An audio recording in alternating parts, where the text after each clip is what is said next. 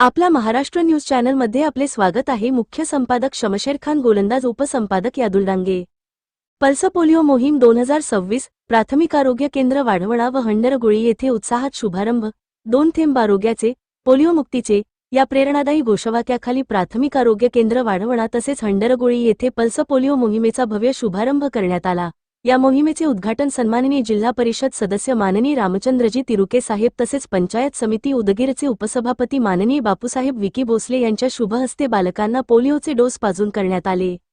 या प्रसंगी उपस्थित मान्यवरांमध्ये श्री ज्ञानेश्वर क्षीरसागर, उपसरपंच वाढवणा बुद्रुक संगम अस्तुरे, माजी सभापती पंचायत समिती उदगीर संग्राम भोसले, सुदर्शन माने, राजकुमार पाटील, अनवर हवलदार, अनिल मसुरे, शिवशंकर धुप्पे, महबूब शेख, राष्ट्रवादी काँग्रेस उपाध्यक्ष यांची उपस्थिती लाभली। यावेळी प्राथमिक आरोग्य केंद्राचे वैद्यकीय अधिकारी doctor HP Sule, doctor Shivnanda Kamble व डॉक्टर स्वप्नील काळवणे आरोग्य कर्मचारी, आशा कार्यकर्ती तसेच अंगणवाडी सेविका उपस्थित होते। मोहिमेचे उद्दिष्ट: प्राथमिक आरोग्य केंद्र वाढवणा बुद्रुक 1942 बालकांना पोलिओ डोस देण्याचे उद्दिष्ट। प्राथमिक आरोग्य केंद्र हंडरगोळी 3484 बालकांना पोलिओ डोस देण्याचे उद्दिष्ट। एकूण 5426 बालकांना पोलिओचे डोस पाजून सुरक्षित करण्याचे उद्दिष्ट। या मोहिमेसाठी आरोग्य विभागाचे अधिकारी, कर्मचारी, आशा सेविका, अंगणवाडी सेविका व मदतनीस पूर्ण तत्परतेने कार्यरत आहेत।